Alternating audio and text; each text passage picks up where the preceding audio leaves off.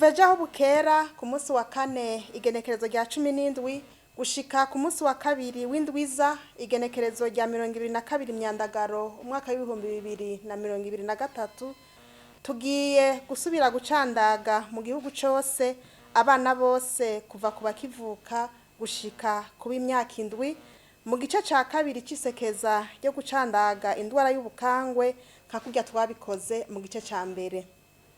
Twibukanye kw'ibikorwa byo gukingira ibibondo indwara y'ubukangwe byatangujwe na nyene icubahiro umutambukanyi wa nyene icubahiro umukuru w'igihugu cacu c'u Burundi kwigenekerezo rya 10 ruheshi aho hugururwa isekeza rya mbere ryabaye kuva kwigenekerezo rya 10 gushika ku rya 13 ruheshi umwaka w'2023.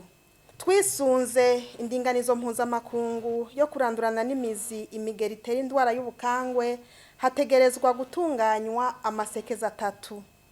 Gishasha muri risekeza rigira kabiri ryo gukinga indwara y'ubukangwe harateguwe kandi mu gihugu cose ko abana bazoronswa amama ya vitamine A akingira uruhumyi bakongera bakaronswa ibinini vya albendazole bivura inzoka zo munda kiretse mu gisagara ca Bujumbura no mu ntara ya Kirundo na Karusi aho vitamine A na albendazole bisanzwe bironswa abana muri vya bikorwa biri mu kirangamisi c'incanco.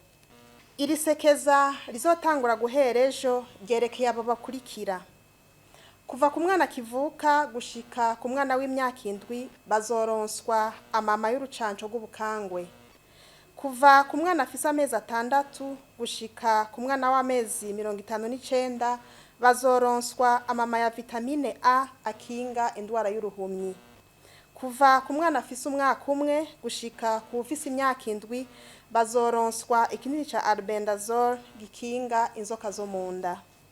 Twakire neza rero abacandaga bazoca mu mihani wacu no mu bibanza bisanzwe bihuriramwe abantu benshi nk'amasengero, amasoko, ibituro vy'imiduga yunguruza abantu n'ahandi.